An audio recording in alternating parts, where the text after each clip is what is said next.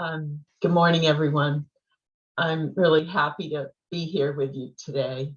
And I want to say thank you to Joel for the invitation.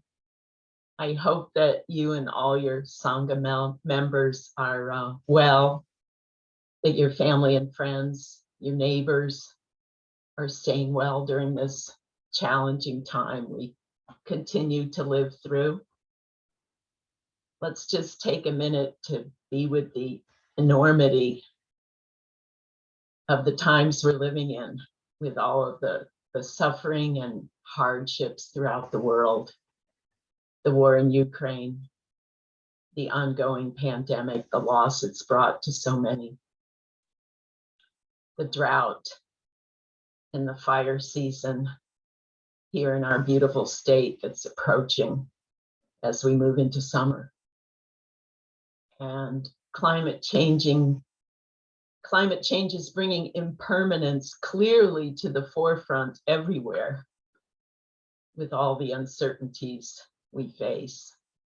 So in the middle of all that, we might wonder how to practice, how to find stillness, how to find joy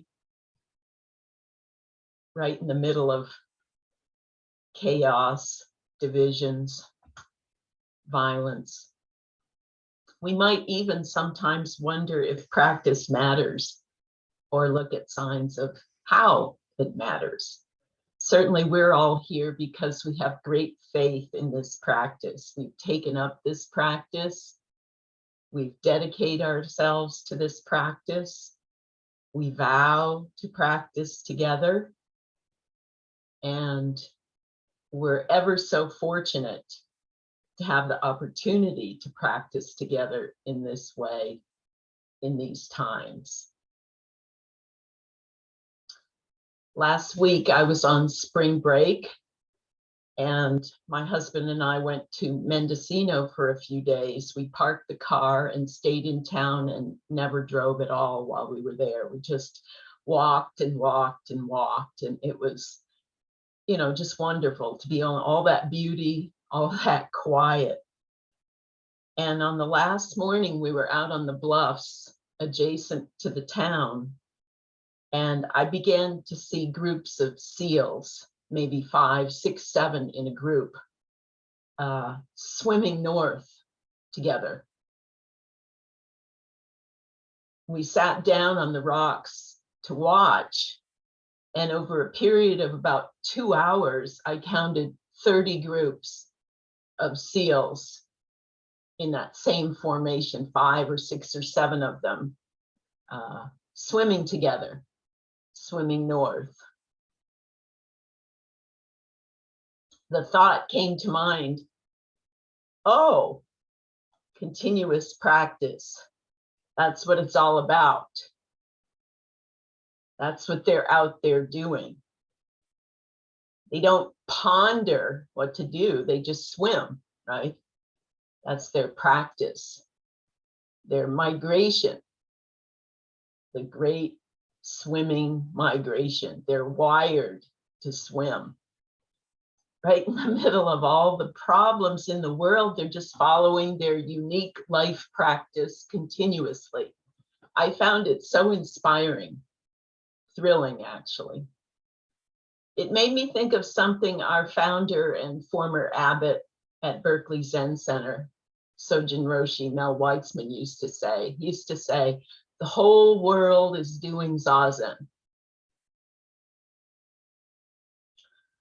So I started letting that phrase, continuous practice, roll around throughout the past week. And I kept seeing those seals swimming in the mind's eye. And I wondered, what are we wired to do? What's our practice in these times? What does continuous practice really mean? How do we practice continuously, and how do we not practice continuously? So these are some of the questions that I want to explore a little bit with you today. Dogen says that continuous practice is the circle of the way. And he says, the power of this practice means that you yourself practice as an ancestor of Buddhas. Your life is a fortunate outcome of the continuous practice of the past. Sojun Roshi calls this the ring of the way, the rhythm of our practice. And he says we follow this by keeping our attention on the breath. That the basis of continuous practice is to always have a full breath, a deep breath that goes beyond the chest right down to the abdomen. He says that one should always be aware of the breath, but that sometimes it's in the background and sometimes it's in the foreground. So breath in the background is always just doing what it does, in and out, and we might not even be aware of it. But we acknowledge that it's always there supporting this great life. And we're grateful for that support. When there's anxiety or fear or some kind of unease, when the mind's moving around wildly maybe, or when there are strong emotions, then he says we prime the breath. That's the word he used, prime the breath. And he says we do that by taking a very deep breath and filling up the lungs. He says, think of the waist as a big tire and fill it up and then let the breath out. Do that a couple times or 3 times and let it out and watch the breath settle. We could do this anywhere.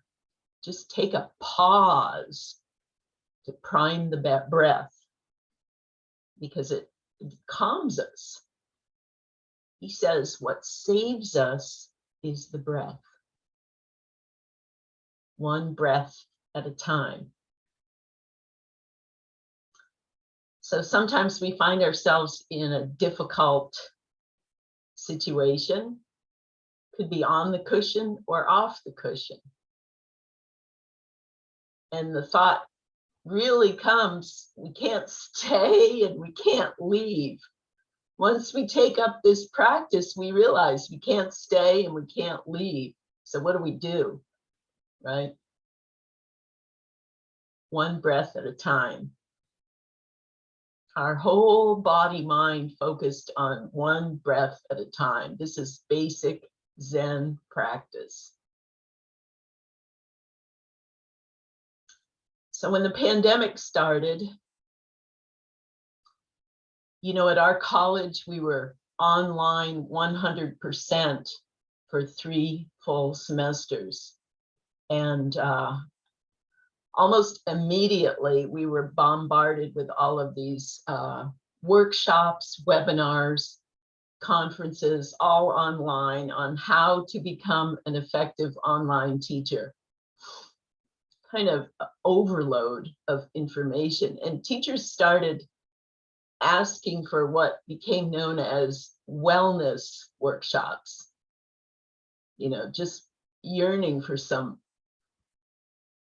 space or some freedom from all the information coming at us. And so I started to offer what I called online non-denominational meditation instruction once a week. And I did that for 3 semesters. And there was a young man who started coming. He told me that he thought about starting a meditation practice before for a long time, but he hadn't gotten around to it. And he decided that now was a good time to do that because he had just been diagnosed with a large brain tumor. and he was scheduled to have some surgery, some pretty invasive surgery, several weeks down the line. He told me there was so much fear and anxiety. I remember that first day he received the instruction. He just took to it with great beauty. His posture, his receptivity, the grace of his being, how he held himself.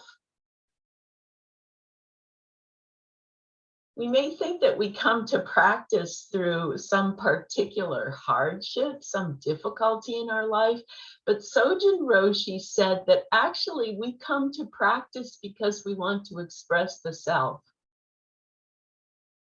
the big self, the universal self, the self that wants to practice continuously. And we see this in each other, and it inspires us. And it encourages us over and over. This continuous practice, I think, is simply our life. It's nothing special. Apparently, Sojun Roshi knew Master Hua, who was a Chinese monk in the, I think in the Chan tradition, who helped to bring Buddhism to America. And Sojun said that one time Master Hua was visiting, and he said that everything is a test. And if you see that as practice, then you don't get stuck, because it'll just be another opportunity. And Sojun said, don't see the sky as falling, even though actually the sky actually is falling. Don't see it as falling. Just find a way to dance with it. So that's pretty hard practice. The world is in such turmoil today. How do we find our balance? How do we remain upright? How do we not get caught? What does it mean to dance with that?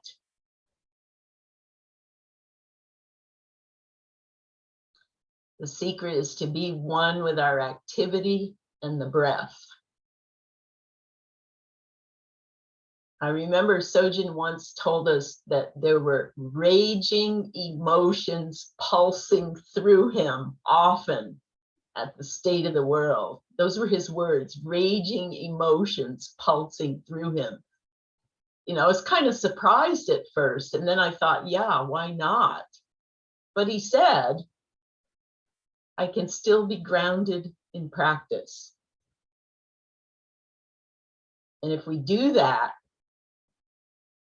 we can influence our surroundings as the world goes on. He says we can't really despair because we'll go crazy. So we take care of our surroundings day by day, not losing our composure. We're dealing with this all the time, right? Continuous practice. Nothing special.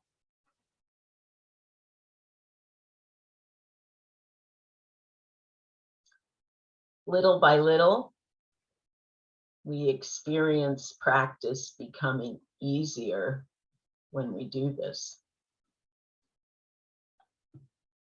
When we learn, when we practice being with the constancy, coming back to the constancy, remembering the constancy, the rhythm, the continuing practice of our life. When we don't separate ourselves,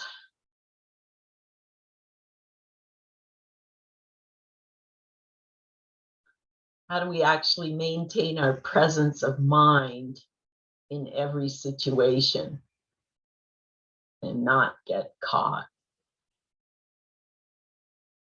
Sojun calls this freedom. He says we find freedom in the tightest of spots. We can learn to open up to what's right there in front of us, around us. Try not to grab onto anything.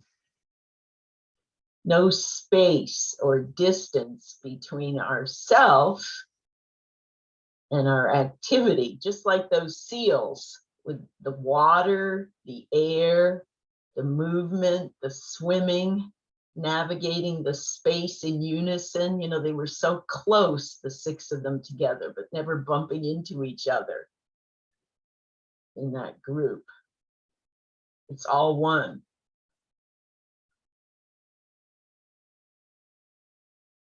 Okay, separate, but also one.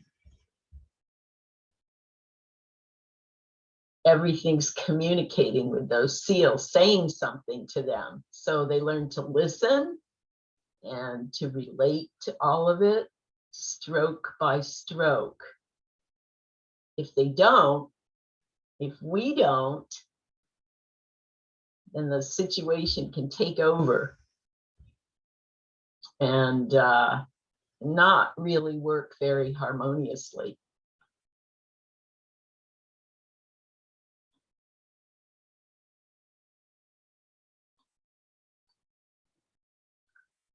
I used to practice and teach basket making a long time ago. And one time I took a workshop with a Native American elder up north. And she was a very accomplished basket maker. And she told us many things, but I remember this in particular. She said, okay, you need a plan and you need a lot of experience. And it's important to have a plan and to think carefully about how to execute the plan so that you are there with the basket that you're about to make. And you need to be right there. You need to focus. You need to put your attention on the materials in your hands. You need to be with the materials, work with the materials, respect the materials. And then you need to be willing to let go at some point and realize that the basket is going to be different than what you were thinking, because the basket has its own life. It has a life of its own. And you're just a part of it.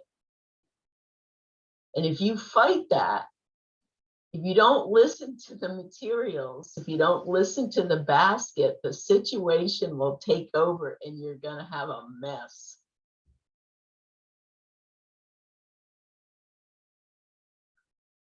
She said, learn to relate to the basket, to the situation. Learn to let go and learn to trust the materials. They have a life of their own.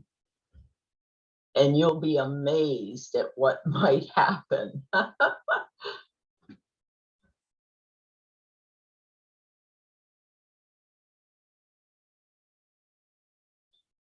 So I think activity, all activity is kind of like this.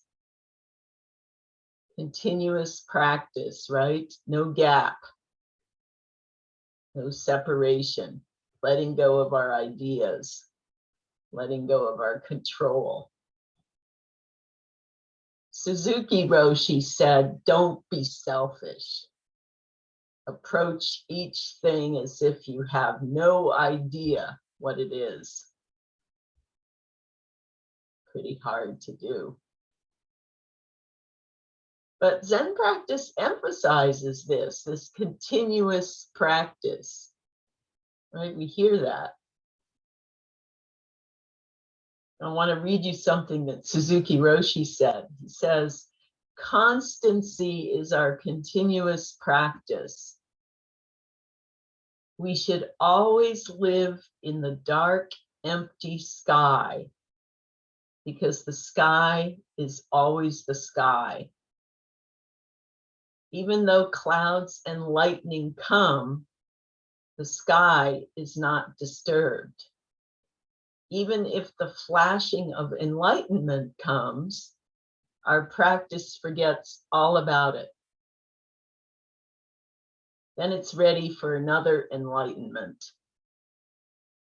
It is necessary for us to have enlightenments one after another, if possible, moment after moment.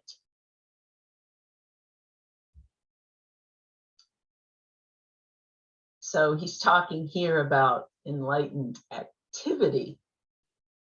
Sojun Roshi always emphasized activity when he talked about enlightenment, not enlightenment, but enlightened activity, right?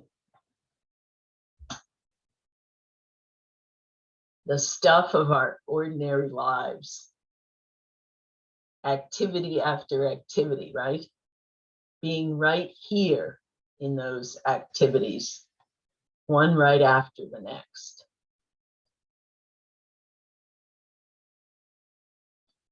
Pretty difficult, so we practice. He's encouraging continuous practice.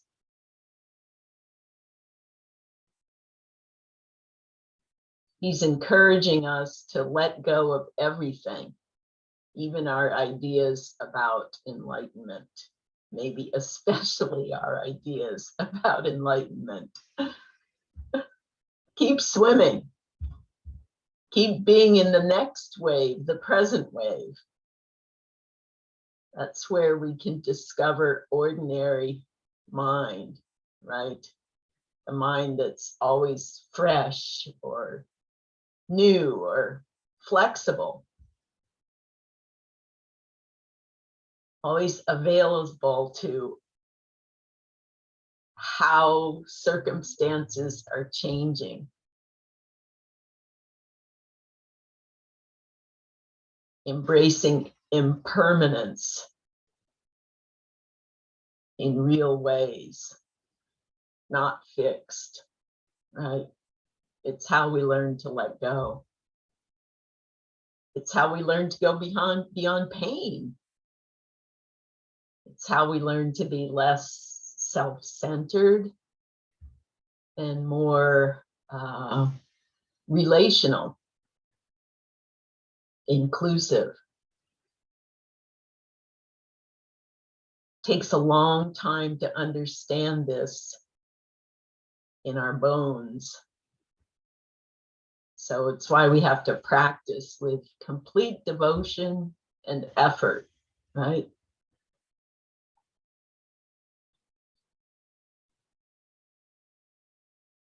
Sometimes we have difficulties with another person or persons.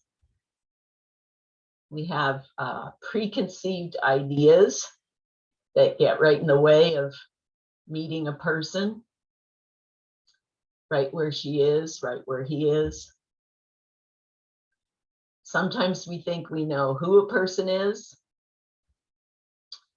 and we may not like what we think we know. We may not feel aligned or in agreement with a person in some way. We can feel fearful or angry at what we think the person stands for.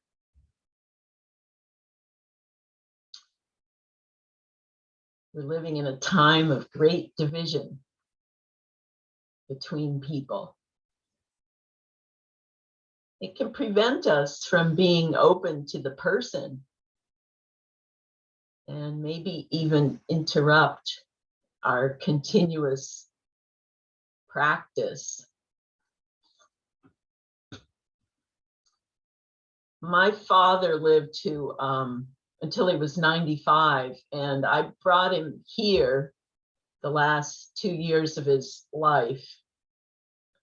He lived independently most of that time, but then he spent the last few months in a small nursing home near us so that I could visit him every day. He'd had some physical problems that required a lot of assistance, but his mind was clear as a bell. My father was a lifelong, how should I say, moderate Republican. And at the nursing home, he and another resident, they were both in wheelchairs and they were both sharp mentally, became friends. And it turns out that she was a well-known, an old, well-known leftist liberal in Berkeley. And somehow they never got to that. You know, they didn't know that about each other. It never came up in that setting. My dad called that setting the last stop. And, you know, he had literally been peeling off layers one by one, is the way he saw it, you know.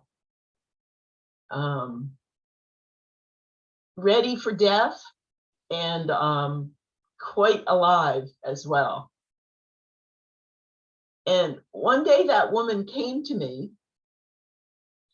and she said, "Your father is such a gentleman. We were coming to a room, we were wheeling down the hall, and your father backed his wheelchair up so that I could enter the room before him. It was almost like he was holding the door open for me." And she said, "In my whole life, I've never had a man do that before. Your father is such a gentleman." And, you know, I've always remembered that. That's some time ago, but I've always remembered that because what struck me is that if those two folks had met some years back and knew about each other's politics, I don't think they would have been caught dead in the same room. I really don't.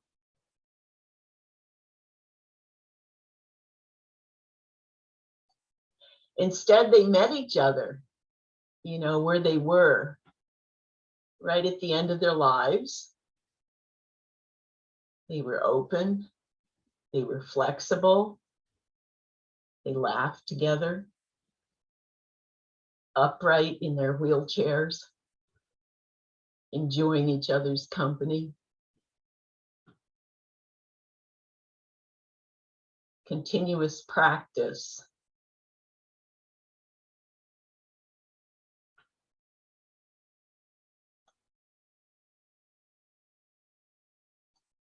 I'd like to read a very short paragraph from Katagiri Roshi. It's perhaps you've read this essay. It's called "To Live is Just to Live," and it's in a collection that was edited by John Dido Lurie, The Art of Just Sitting. So it goes like this. Based on Shakyamuni Buddha's experience and the experience of the Buddhas in the past, the main point of Dogen Zenji's teaching is that Zazen is to just become present in the process of Zazen itself. It's not something you acquire after you've done Zazen. It's not a concept of the process. It's to focus on the process itself. The process is you. All we have to do is do what we're doing right now, right here. Whatever kind of experience we have through Zazen is secondary. Whatever happens, all we have to do is to be constantly present right in the middle of the process of Zazen. This is the beginning and also the end. You can do it. It's open to all people, whoever they are. It's just a continuation of becoming one with the process of living. That's all. This is the essence of living. The truth of living is just to live. This is a very simple practice.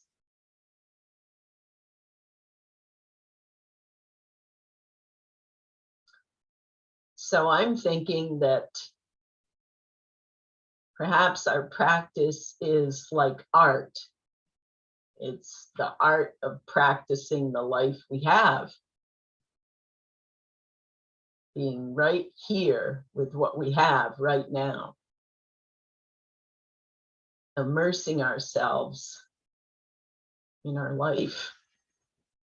You know, and it's kind of like the place where the past and the future meet. Right here in the present. And it's actually our only time. So we're all learning to appreciate every step of the way, right? From now to now to now to now. Continuous practice, right?